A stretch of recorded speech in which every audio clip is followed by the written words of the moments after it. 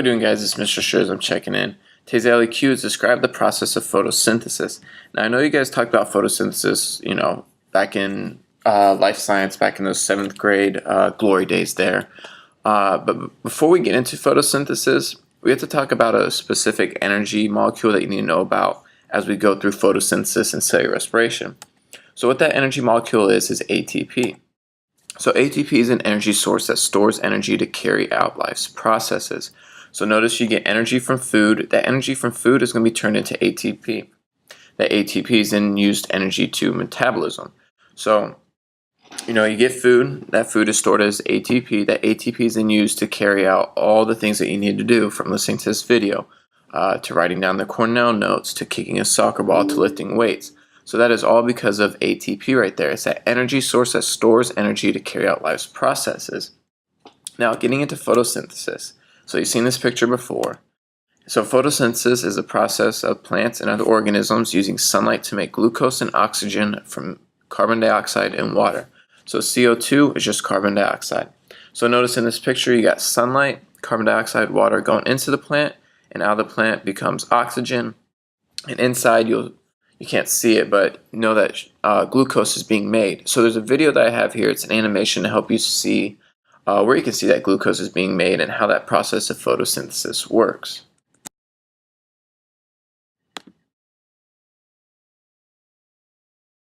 Plants provide us with food to eat and oxygen to breathe. They perform this amazing feat by the process of photosynthesis. Let's take a closer look. Photosynthesis requires carbon dioxide, which diffuses into the leaf through small pores and then enters the cells. Inside the cell, carbon dioxide diffuses into the chloroplasts, where photosynthesis takes place.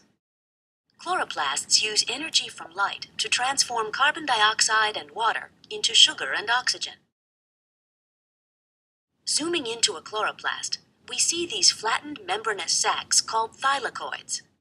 Here, light energy is converted to chemical energy in the first phase of photosynthesis, the light reactions. The two green structures you see here are photosystems, large complexes of proteins and chlorophyll that capture light energy. An electron transport chain connects the two photosystems. Notice the small mobile electron carriers that shuttle electrons from one large complex to another. Now let's take a closer look at the steps of the light reactions.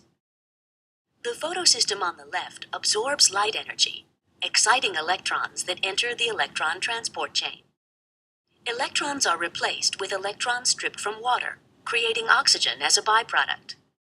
The energized electrons flow down the electron transport chain, releasing energy that is used to pump hydrogen ions, the blue balls, into the thylakoid. In the photosystem on the right, light energy excites electrons, and this time the electrons are captured by an electron carrier molecule, NADPH. The high concentration of hydrogen ions inside the thylakoid powers ATP synthase, producing ATPs.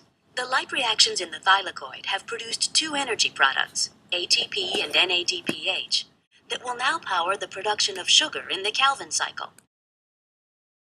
So that was just a quick little animation there. What's actually happening inside of a plant? Because when you think about it, you think of a plant and it's just sitting outside, tanning, sunbathing, enjoying the fresh outdoors. But really, there's a lot going on within the plant that helps out itself and also other life on Earth, like humans. So once again, that process is organisms using sunlight to make glucose, which is sugar, and oxygen from carbon dioxide and water. Now, going into the reactants and products. So the reactants are carbon dioxide, water, and sunlight. The reactants are just what go into a reaction. So think of it like baking a cake. The reactants are, like the sugar, the egg, the batter, and then the products is what is made. So with photosynthesis, it's glucose and oxygen.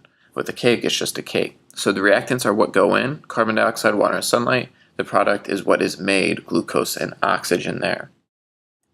Now, when we talk about photosynthesis, you heard about it in that little video. Photosynthesis takes place in the chloroplast. So remember, the chloroplast is that energy source for plants where it takes in energy from the sun to help make glucose, and then oxygen is just there as that byproduct. And then going into photosynthesis, energy is stored. So energy is released during respiration, which we'll talk about in the next couple of days, but during photosynthesis, energy is stored because that sunlight, that plant uses the sunlight, the carbon dioxide, and water to help store that energy needed for ATP. Remember we talked about ATP being that process where it's the energy currency of life, where it gives you that energy needed to take out life's processes. And then going into the chemical and word formula. So you have to know these formulas for the test and the EOC, but the chemical formula is this. It's 6CO2 plus 6H2O, and that makes C6H12O6 plus 6O2.